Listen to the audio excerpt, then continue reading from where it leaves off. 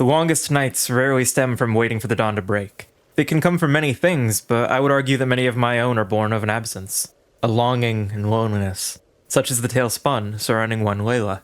There comes a time in many people's lives that something greater calls. The best of us will answer, never bowing to the circumstances that bind. I consider myself to be at least reasonably average, so I'll probably just go with the flow. Wait, it says bowing. Yeah, that makes a lot more sense. No, wait, stop! Ah, crap. She already swore an oath. Well, looks like I'm duty-bound to do a few things. The main one of which is using a bow in this accursed place to defeat all of the horrors that lie before me. The second is help my sister Daisy, and third is find a bow. Despite being inspired by Salt and Sanctuary, and that being inspired by Dark Souls, there are no starting classes. As such, my starting gear is just whatever they give me. So in the literal sense, well, the oath can hopefully look the other way for just a moment. After running past all the enemies that I could, I was met with the first mandatory enemy in the form of the first boss. The terror is craving a beating, and I'm just the person to give it. In theory. So this boss is incredibly simple. It being on the hardest difficulty, me being me and deciding to fistfight it, and it being a bit of an adjustment to read two-dimensional enemies, it was hard. I won't lie, the first boss was genuinely hard for me. I did realize that I could use charged attacks to do more damage to it in some circumstances, baiting it into chasing me for more reliable attacks to dodge through, but I was fighting one other thing. See, the controls in this game are a bit odd in general, only more so the deeper you get into it, but I was wondering for a while why there were two jump buttons. For almost every challenge on my channel, I've used the same Switch Pro Controller because it's what I have. It works. But Steam likes to recognize it as an Xbox controller. I'm okay with that. This game, though, likes to see it for what it is. It switched around my buttons, I tried to switch them back. There aren't two jump buttons, I just overwrote my heavy attack. I did fix it later, but as much as I love this game, and I do genuinely love this game, the controls just feel wrong at the best of times, and my choice of device was not helping. With that complaint out of the way, I'd like to thank my lovely channel members even earlier than usual. As a direct result of your kindness, I'm happy to announce that as of writing this, the replacement Xbox controller is in the mail. As of you seeing this, I already have it, and may the jank of my controller be long behind me. That does mean no more excuses after this. The coming failures are all me. Not in this run, though. Blame Nintendo for those ones. Anyway, after felling the beast, I was tasked with making it back to civilization without being able to defend myself. Not much of a struggle if we ignore the ever-present dangers of fall damage, and my near-constant march over cliffs with reckless abandon. And if you're wondering, yes, I died to falling a lot. Probably more than anything else in the game. I never claimed to be good at platformers. There were a good few enemies along the way, but nothing that I couldn't handle. If by handle I were to mean ignoring and pretending they don't exist. Those dudes got handled. In my current state, there are a lot of enemies, nothing to hang on to, and you could accurately say that I couldn't handle the rest of the game in either situation without at least a touch more going on in my life. After being let through the gates and being introduced to a whole village of people I didn't yet know, I found one that I was going to get at least a fair bit more acquainted with. See, the local blacksmith has a cure for all that ails you, as long as your ailments are all violence or a lack of violence-based ailments. Given that he sells armor as well, he both literally and figuratively has you covered. What followed was a bow-based barrage of XP farming for probably around an hour or more. This game handles leveling a bit strangely compared to other Souls-likes, but I was able to pick up a series of different techniques that I can then use. Things like new heavy attacks, aerial moves, etc. I went around introducing myself to others to collect side quests and information for the main one. There are a ton of little secrets and bits to pick up along the way. Kinda infamously, this game has points of no return that autofill a lot of quests. I knew going in the route I wanted to take, so I was pretty paranoid about missing things. Somewhere along the way, though, I got lost in just enjoying the game, the art, and the experience as a whole. After finding the memories of my sister where my sister should be, I placed a cake to try to lure her out, but it wasn't working. I ventured out into the nearby areas to look for her, and... oh god, what is that? Kill it! Kill it with... what is that? Kill it! Kill it with... So you're not really supposed to be able to do much exploring in this area as far as I can tell. It's hard to tell what's just out of reach and what I'm just not good enough to grab onto. Stringing together a jump and my aerial heavy attack, I was able to pull off one of these maneuvers, which I don't think you're supposed to be able to do, but it's too late for the devs to stop me now. Up here, there are some tougher enemies than I was used to seeing by this point, but my heavy ground attack is great for just spamming a torrent of arrows. Be prepared to see a lot of it, because damn arrow spam goes hard. And fast. And it's maneuverable. Frankly, it's just unfair, but it's very fun. Also, the skeleton enemies come in melee and archer flavors. The archer-based ones have bows. Shocker, I know.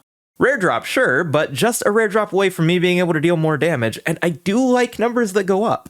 Of course, that would mean doing the same sort of jump repeatedly to farm it, but all I'm gonna say is it was worth it. While most enemies had a reasonably aggressive AI, not all did, and for those that didn't, staying back and just peppering them was really effective. Also not a bad way to season food. It'd be better if you learned the complexities of the spices available, because things like tarragon, sage, ginger, basil, and so on are all lovely. But if black pepper is the starting point that you need to get more into customizing your meals to fit your wants and needs, then so be it. Remember that you can customize your life, and you deserve the time it takes to learn what you want out of it. I've recently found a really strong love for cayenne pepper, but if you find that you like things bland and overall mild, then that's great too. You tried something new, and you can rest even more comfortably knowing that you're making the right choice for you. Just go easy on the salt, because very few people should have that kind of power. Salt is delicious. I found a trio of folks that were all not so subtly hinting at a nearby boss that was in need of a good killing. Don't worry folks, I'll be on it soon. Right after shooting my way through whatever this place is. While the damage wasn't spectacular, it'd be really hard to deny just how nice the range treated me. Being able to handle all manner of foe from the safety of my stick flinger is pretty nice. This game's difficulty curve is confusing, and while I can't kill things quickly right now, the structure of the maps made it relatively comfortable to shoot through. Just as long as you're not trying to rush. And by rush, I mean proceed even at a walking pace. Along the way, I was tracking the professor that was definitely not an obvious villain, and I'm not gonna lie, I really love this game's theming. There are some genuinely horrifying concepts and designs used, but there's also this sort of cheesy goofiness to it that just makes it feel wonderful. While searching for a missing young lady, I instead found this, and while I'll continue to sing the praises of this game because I think it's massively underrated, not perfect, but massively underrated, I really don't like some of the bosses. Nothing against the design, the sound and visual designs here are mostly really good, except for the fact that everything here is kind of the same color. And color direction is important, but so is seeing what's going on. Rocks falling from the sky while the boss is able to swing their same as the background hands at me is just a bit too much for my brain to handle. Looking at the footage, this really shouldn't have been that hard for me, but it felt really overwhelming during play. It felt like I was in a rush to just burst down the boss before he could do the same to me because I didn't think I was going to get any better at dodging before getting through. I unlocked the ability to double jump because this is a Metroidvania, and I found out that I just technically killed the person, or what was left of her. Anyway. I'll meet with a person who doesn't even know the definition of posture. Finding this girl here and receiving an item from her is proof that I didn't mess up a particular side quest because I went and talked to her earlier, and things are going great. For as bad as I heard that aspect of the game would be, this game has something that other Souls-likes don't. A quest log. Also a pause button, but I digress. There's some really nice quality of life here. The quality of deaths, though, is varied. Here you can see me not being able to attack or dodge correctly for some reason. A reload fixed it because you go back to the previous save on death, a totally normal and standard game thing that the genre has led me to believe is abnormal. I left a memento of the young woman with her mother, who then got stuck in denying that her daughter died or even lived at all, raising a new adopted child by the same name. Again, genuinely dark and scary things. And I went around gathering some rumors about alleged sightings of my sister. I did find a sister in my search, but that doesn't count. Then I worked my way through the cemetery again. This time without the minor sequence breaking. I'm supposed to be here, which kind of takes the fun out of it. Along the way, and still not finding my sister, I found the partner of the woman I failed to save. Good thing he's already in the cemetery, or he might be out of place in a few... immediately. Heading inside, there were more skelemen, and some interesting ideas in the form of enemies that will drop from the ceiling and can be used to jump on after they're killed. So if they die in the right place, you can use them to get to harder to reach locations, including picking up some secret stuff. Neat, but not super well explored. Granted, I do personally appreciate it not being a super common thing for simplicity's sake. Also, in trying to be thorough searching the place, I got hit by this one in particular several times over, and every time after the first, I felt like an idiot doing so. Deciding to double back for now, I found a place that gives me the power to change the color of the moon for some reason. Only a bit unnerving. I found where the professor headed, and if I was going to follow, I would need to play an ocarina. I'm really glad Layla paid attention in her music classes because I never learned how to read sheet music. Death's Destination, huh? Well, what are you done with the place? I can see the Reaper really has an eye for detail. Huh? Yeah, so I sort of just picked a direction and started going wherever the game would let me. No real rhyme or reason for a long while, except most of the enemies are only mildly hostile. In addition though, certain ones can give rare materials that I want for smithing later down the line. It's not a common drop, but it's a common enemy.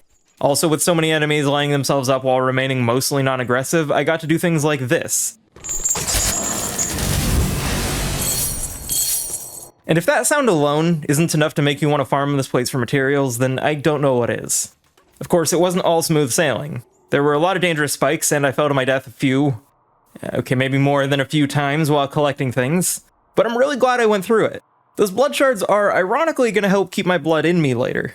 Anyway, I couldn't goof off forever. There are bosses to hunt, creatures to kill.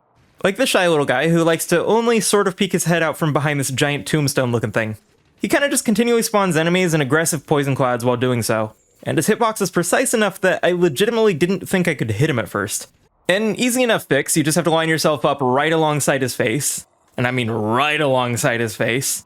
Now, I'm significantly more used to three-dimensional games, and it really shouldn't make that big of a difference, but as you may be able to tell, I'm not exactly the most comfortable in avoiding attacks like this. In spite of this fact, and largely in part due to the relatively predictable nature of the boss's attack patterns in that most of them can be avoided by just moving, which should usually give you plenty of time to change course when you need, I was able to proceed in spite of myself, right into phase 2. Pretty instantly, he became a lot easier to hit, but he also became a lot better at hitting me. His scythe is absolutely massive, so his hitboxes were oppressive. I'm not sure if you can avoid damage from him in any way other than dodging straight through a lot of his attacks. Also, to make matters better or worse, depending on how much you enjoy specifically my suffering, he regularly just puts the entire fight on hold to spawn a bunch of mobs. They're ludicrously easy to kill, but I'm also not progressing the fight at all while sitting in this stage of things. While I often get rocked in these fights, I also got rolled. I spent a large portion of the fight just trying to get my distance from him to little effect. The arena is relatively sizable, but that doesn't mean a lot when he's this big and maneuverable. The number of times I avoided a blade to the face by the skin of my teeth is too dang high. By the end of the fight, and also all of my healing, I'd gotten it down a bit better, but he was pretty content forcing me into an endurance fight. I know there are a lot of chains around these parts, but I was absolutely rattled. The Lantern Keeper just kind of talked at me with some cryptic whatnots, really stringing me along here. Also sort of killing me? I awoke to a world that was eerily similar, but also so different. Locations changed subtly, new faces and names strewn about, but my sister yet remains here. Good enough for me. Being reintroduced to the world, things were of course tougher than before. More dangerous, and while my moveset is nice, my gear hasn't changed in a while. Something I was unfortunately feeling coming on progressively harder as I went around in the significantly more open and varied side questing that this phase of the game has to offer. Realistically, Act 2 is the bulk of the experience, and there are so many different directions to go that if I tried to cover everything, we'd be here all day. I examined some new equipment at the blacksmith that was so expensive that I had a visceral reaction to seeing it be 10 times my current net worth for some gloves, and those being one of the cheaper pieces of the golden set. And after exploring a lot of the place, I found her alive and well. She's helping to keep the people of this place kicking. Given the years we've been apart, it's only right that I help her in her mission to help people. There is an argument to be made that I was doing just that through all of the side quests, but along my travels, I would meet this guy, a seemingly inconsequential artist who's focused on his pieces rather than the plague that's sweeping our society. Or the monsters. Yeah, his quest is mandatory for one of the 3 endings. You gotta find 7 of his paintings throughout the world, and some of them are pretty well hidden. I also found the same person who also wasn't the same person from earlier. I'll be honest, I don't really understand how the 2 worlds do or don't relate, but if I let being confused stop me, I wouldn't be getting far in most aspects of my life. And eventually, I made my way to the man of the hour, a doctor of sorts that's helping with the ongoing plague and who wants my help in investigating its source. I found a young lady who began to sow some seeds of doubt regarding the good doctor, though. She had me hunting her across the world to prove my trust in her, and seems to believe that the doctor is the source of said plague. Getting into one of my least favorite sections, there's a maze-like area punctuated by some otherwise great enemy designs. The first time I saw one of these, for instance, I kinda just panicked, but this section is both massive and winding. It has you going in and out of small, really easy-to-miss buildings, and I think I'd like it more if things were more distinct. I'm not personally a fan of exploration, but it always feels a bit like twisting a knife when I can't tell where I've been versus where I'm going. That being said, this place really is the exception. The rest is top-notch. At the end of the flooded area was a fish. Wait, never mind, there was a horse? Lesioth has looked a lot better. Anyway, it has a lot of water beams and multi-hit attacks. It's not about avoiding the first strike, it's about avoiding the several possible ticks of damage that will all hit within maybe a second of each other. It's very possible to avoid part of an attack just to almost die to another, and what's worse is that its water-based attacks make your dodging significantly less effective. There is nothing quite like seeing multiple pop-ups saying, "I did good and dodged multiple ticks," just to take a ton of damage anyway. I know it's probably just a skill issue, but what is this? What? The whole thing is a walking hitbox, and it felt really bad. Even worse, in its last phase, it becomes mostly unhittable and can choose to just spam water beams. It's like it knows that I struggle to dodge the sweeps while already water blighted and just does it to spite me. After burning up all of my healing just trying to recover from the constant barrage, I was on the verge of either death or victory, and in an ironic twist, it was I who was knocked out. I did get progressively better at the first phase, meaning I had more healing to waste after getting battered in phase 2. By the end of my flailing, I was more than ready for things to be over. I got tired of getting turned around with the controls fighting me, and in one more desperate flurry, the creature would go down. Sweet, merciful death, come take this creature from my sight that I might roam free of its thrashing. I found the doctor's assistant right outside the boss arena. Not suspicious at all.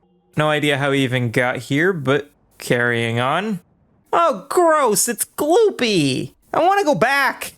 Fine, I've got to do the sewer level thing. But why are the enemies here so fast? Who okayed this? My guess is that I'm supposed to use the environment against them, but damn are they intimidating. Feeling some pressure in both my time to kill and in my general survivability, I spent a really long time in the sewer farming for gold so I could buy and upgrade some new armor and a new bow. It absolutely hurt my stamina consumption. My arrow spamming can't last even nearly as long as before, but I also deal considerably more damage, so it's hard to complain. Also, getting hit is no longer the I'm half dead sort of worry that it was before. Next up was a nice little test for the new set. Or a pretty overgrown test, really. The big fella really likes to scamper and frolic with a series of explosions behind, but it's kind of ridiculously easy at a range compared to almost everything up until this point. Funny enough though, it being larger makes it easier to hit and thus somewhat easier to kill than normal rat enemies. There really isn't a lot to see here. Big win for the gold set. Hold on. Who put traps in the sewers? Come to think of it, why is this glorified underground poo tunnel complex so, well, complex? This place is not only the second sewer area, but each is significantly larger than the human settlements above ground. Who designed this? In whatever case, this section of the area has a series of red skeletons that are all extremely tanky, even by my new weapon standards. Frankly, the stabbing traps seem ineffectual in putting down the non-flesh-based undead. That could be the point at which my offense is sticking as well, come to think of it. But the last to spawn here is a red skeleton with a bow, and that bow just so happens to be the highest damage one in the game. It comes at the cost of health, but for a lot of encounters, that's a trade I'm willing to make, at least for now. So I spent a relatively really long while just killing these on the loop until they dropped my new implement of destruction. Just like that, my damage is shot off of my bow and through the roof. I used it to fight my way through a forested area to find Hilda again. And again. She really likes to relocate, doesn't she? Well, no time like the present. I get that I'm, I guess, proving my devotion by putting up with this, but was the bear wielding a log totally necessary? After finding her again, she's willing to share her plan to steal some information from the good doc and maybe prove that he's indeed up to no good. This guy ends up being an accomplice, whether he wants to or not, via encouraging the doctor to give a speech at a church, and the doctor may be out, but I'm in. Conveniently, villains in these sorts of things seem to make a habit of documenting their crimes, which is horrible for their legal case, but great for me. And, hi, Daisy. She wants me to deliver some medicine to the doctor. The doctor wants me to distribute that to folks that need it, admitting that it's a placebo and can't actually help anyone outside of the warm, fuzzy feeling that thinking positively will give. I met back up with Hilda, and yeah, we kinda know that he doesn't have people's interests at heart, so the placebo side quest is both really funny and really cruel. Everyone you give the placebo to will be ingesting something that will transform them into a monster at the start of Act 3, so if you're not paying attention, you'll cause irreparable harm to completely innocent people, and you probably won't realize it until it's too late. If, of course, you realize it. It is there just to punish you either for trusting someone or not paying attention to the story. The fact remained that I needed access to a couple of items and a certain location, so I dove into the least OSHA-compliant mining operation I've seen in... I don't know. Realistically, mines in games are just death traps where people go to get bombs thrown at them. There are a lot of miners to save. Not sure how they survived this long in here, especially with this weirdly dangerous platforming that was knowingly and willingly put in place by the workforce in their operating environment that they'd be seeing on the daily. Frankly, the monsters are probably the least of your worries. It is interesting just how the game balances the different pillars of a typical TTRPG. There's a weirdly large amount of talking and platforming that comes into the mix. It feels kind of puzzly at times where I'm a lot more used to super combat-heavy experiences. I'm not even saying it's a bad thing, quite the contrary. I want to put a fine point on that this is a fine time. I just didn't realize how much I was enjoying the more Metroidvania-inspired side of things along the way, because I really wouldn't even consider myself a fan of the genre. And also, the dialogue wasn't incredible, but it made things feel so much more alive than the empty hellscapes that make up similar titles. Making my way to the area boss, I gotta say I disagree. I fully recognize that this would be made leagues harder by having to get closer, but at a range, this is just a joke. Not even necessarily a funny one. Were it not for a stray shot near the end of the fight, I literally wouldn't have gotten hit at all. Just, please disregard the more boastful nature of this boss review should I ever take up a melee run, because there are a lot of projectiles. Anyway, I met with the assistant again, the sneak that he is. He pointed out a helpful piece of kit that I came here for, like I don't have access to the internet. That's a joke. Things being findable and well covered in-game is very important. I also just really like the supplemental material that's provided by the communities around these sorts of things.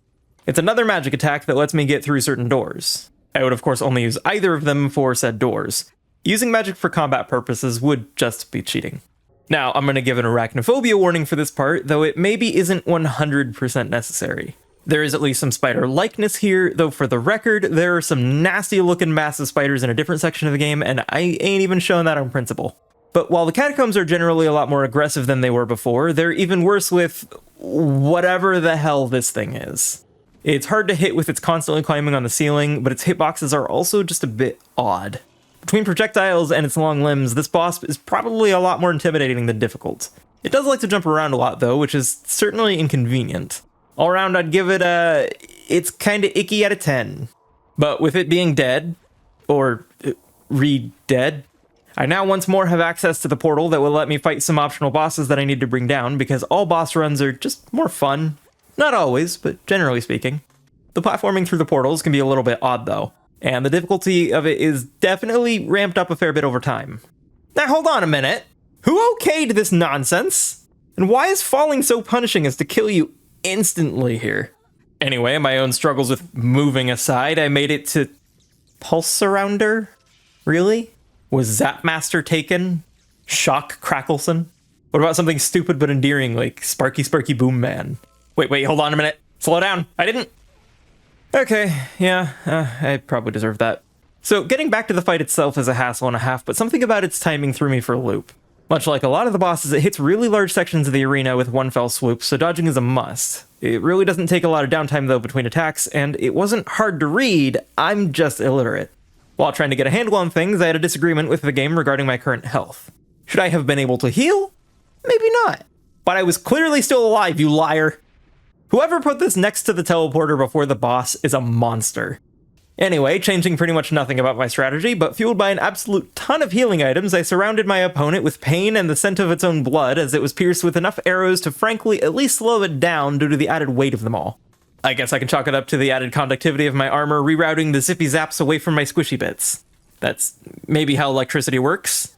For both legal and ethical reasons, please don't play with currents, it's not safe, and covering yourself in metal is almost definitely a bad way to protect yourself from it. Anyway, I now have an air dash, and I want to give a blanket motion sickness warning for the remainder of the run because there's some motion blur on the air dash, and there's not really much I can do about that. If this is as much as you can see comfortably, then I understand, but unfortunately accessibility still isn't perfect in gaming, and the air dash is incredible enough that I didn't even notice until far too late. I turned in some stuff to one of the two twins who's having me do some dimension hopping and killing bosses. To that effort, I would go to a place frozen and spiky. Talk about biting cold, am I right? No? Okay. It was as ice a try as any, I suppose. Getting a generally chilly response from the denizens of the plane, I made my way to the area boss.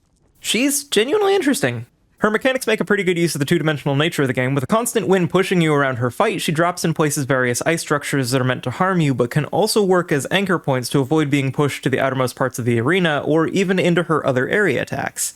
I didn't perform particularly well, but I really appreciate her for what she is. Even punishing you for making too much use of the pieces she builds, but she is still a fairly easy fight. After a quick save and admiring a really cute dress, I watched a flying enemy consider and reconsider all of the choices that led it to this moment in its life, and me to mine. Next time, motherfucker! Next time! Next up would be defill. Defill? Defill. Defile. I don't know. The one who can't count. I may not be good with numbers, but I'm at least 90% sure she isn't the first boss I fought today. She does kind of feel like it, though. She may hit like a freight train, but her reach sucks. She's pretty slow and has, like, one ranged attack. Granted, she caught me out with it pretty much every time she used it because I learned rather slowly. Might have something to do with the whole numbers thing. I spent most of the fight either running from her or chucking some arrows. Honestly, super easy. I struggled way harder just to get here, and seeing her go down so easily was a bit disappointing. It feels kind of wild how unbalanced some of these fights are in terms of feel, because the previous other dimensional bosses were absolutely mandatory to even be seeing her, and yet... Anyway, with that done, I headed into a cavern full of crystals that I literally flew through most of out of convenience, before reaching what I would argue is one of the single hardest fights in the game. They're fast, incredibly aggressive, and I go from being alive to not very quickly. Even some of the longest ranged foes in the game at least kind of allow you to get some distance on them, but Blue Magpie is fully capable of chasing you down, just as capable of bursting you down, and I really don't like her jump attack. She can pull it out as her first move. It looks pretty damn similar to her normal air dash, but it comes out with 3 separate hits that will more or less guarantee a death if you get hit by one of them. It's not like they're realistically sequential, and my response times are terrible. I died fast, I died often. All in all, I dare say I had an unswell time of things. Also, out of most of the bosses I tried beating with statuses, scratch that, both of the bosses I tried via statuses, they were just immune. The only way I found to really combat her was to instead give up on the idea that I was ever going to get a good distance from her and settle for a subpar one. It gave me enough room left in the area to dodge back and then run through her defenses when she got close again. Loop that for the whole fight and just avoid getting tapped, because once the combos start coming, they don't stop coming until I hit the ground with my blood running. The following area is full of wind and feather themes. Fits the boss, but it's a bit odd given the themes of the other places, and while the enemies got more threatening, their AIs certainly didn't. It just doesn't really seem like the average enemy has the moveset or intelligence to just survive the areas they're in for long. I was able to pick up a ring that gives me a bit of lifesteal, which was an absolute blessing for the remainder of the run. Spoilers, it never came off. What followed was the boss of the area, and one that is genuinely hard. To put it lightly, I got absolutely thrashed several times over, but of course, you may be saying to yourself, what a fletching outfit. And that's the one that I want. And to get it, I have to kill her several times over.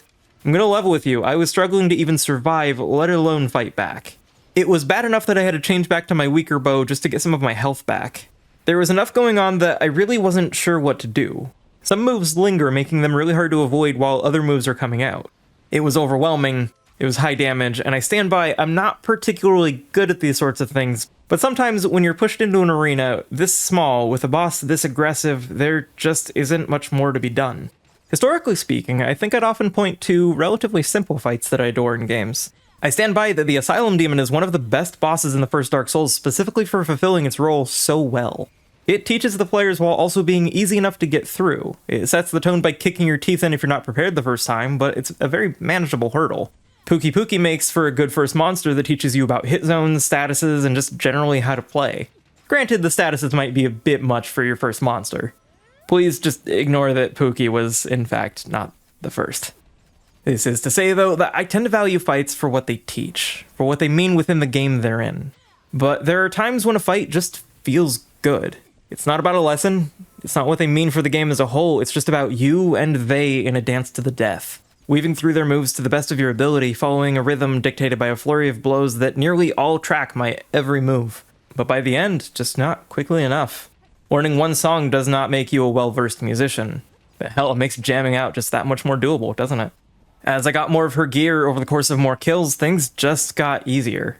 I got better. Faster. Layla got stronger. This is my favorite fight in the game by far, and I'll admit that I was skeptical at first, but this was by far some of the most fun I ever had with its combat system. It never felt nearly as tight, never so precise, and I of course didn't get it down perfectly, but god damn did it feel good to get down. With that practice in mind, I guess you could say that I'm an arrow ace. What do you mean that means something else? Oh. I've been informed that my previous statement is false, and I am in fact just some person with a bow. With my worldly duties coming to a close and my damage through the roof, it became time for me to bring an end to the remaining bosses that the game has to offer, and something tells me that the game expected me to come here a lot sooner than I did. Of course, capped off by seeing an unwelcome assistant. I finally checked in with the doctor to inform him that he's several steps behind. I refused to give him the pieces of the ancient seal that I collected, instead electing to bring them to Hilda. What a thrill, with darkness and screams throughout the night. What a kill. I've been searching, and I'll rescue you. With a bow in my hand, but you're lost somehow. I'll die again, not for daylight, but for you, dear sister. For this time there will be no one else. Arrows fly on my way to you, dear sister. I'm still in a dream, dear sister. Opening the way into the giant wood, this is maybe not the best advised, but forward I must go. How else would I confront the scholar of the sacred wood? See, the world may be different, but a fact remains true that scholars tend to be nerds. As a nerd myself, I know a great many things. Mostly random trivia, but also about concepts like limitations and capabilities. And if I know one thing to be true of every nerd, it's that they have no natural defense to an incredibly acrobatic, well-trained, magically enhanced lady who's capable of quickly and efficiently applying a literal endless supply of projectiles directly into them. Somehow it just has a way of stopping us in our tracks. And this one is no exception. Its second phase was a walking joke, but at least it was pretty funny. Damn, bows get good. After exiting the locale, I found that, well, things have gotten worse. A lot worse. People are dying, and it's enough to make one's palms quiver, but I've got to stay on target. I met up with the survivors to give a ball to an NPC because this is legitimately one of the most important steps to complete before proceeding. No, really. She's at least feeling a lot better now that the doctor is presumably no longer poisoning her. Go figure. I descended below the church, fighting all manner of monstrosity along the way, and I found the assistant in a sad state of affairs. I hope you're happy with the horrors you wrought, you disgusting creature. He's only changed you in that he made your outside match your inside. Fighting him here and now, it's easy to see where things are headed. But him combating me this late into my journey simply means he's shafted. I could learn how to fight him. I could put effort into dodging things, but why really bother? He's simply not worth the effort. Here's one from Isabella, you sick creep. But of course, things have already progressed too far. Some things started, must be finished, and as strange as the Raven felt as a boss in my short time with it, I mostly just decided to tank through things because the arena seemed cool, but I was fully intent on beelining the rest of the game in a sitting because I was having fun, but rapid-fire dropping bosses was really satisfying, and honestly, I just didn't want to study its moveset if I didn't have to. It feels weird fighting something that feels more like it's just the background. I freed the parts of my sister that were trapped in this ritual, and I set out to destroy the Light Devourer. For the record, this was by far the easiest fight in the game. It's got two phases, and as soon as it went down, it just kind of stayed there. It attacked twice before getting locked into, I guess, just bleeding on the ground. Its design is reasonably cool, and I guess it's thematic with what's to come, but damn was that just honestly too easy. There were basic mobs that are still more threatening than this thing. But from its corpse, I was able to save my sister. Out beyond our world, our creature is simply waiting for the night to end, and for our lives to continue, it can't. Not now, not ever.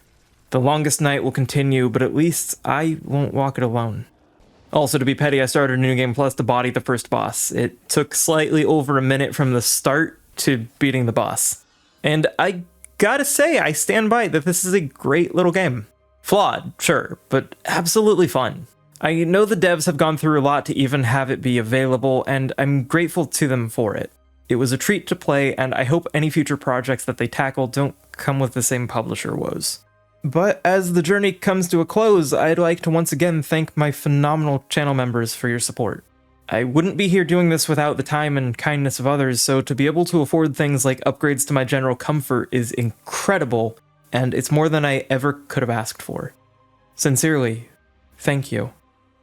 Regardless of who you are, though, I hope you enjoyed your time here. You probably know how to use social media, and I hope that means I'll get to hear your thoughts now and on any future outings. Until then, remember to stay safe, spread some kindness in the world, and I hope that you have a wonderful, wonderful rest of your day. Bye-bye.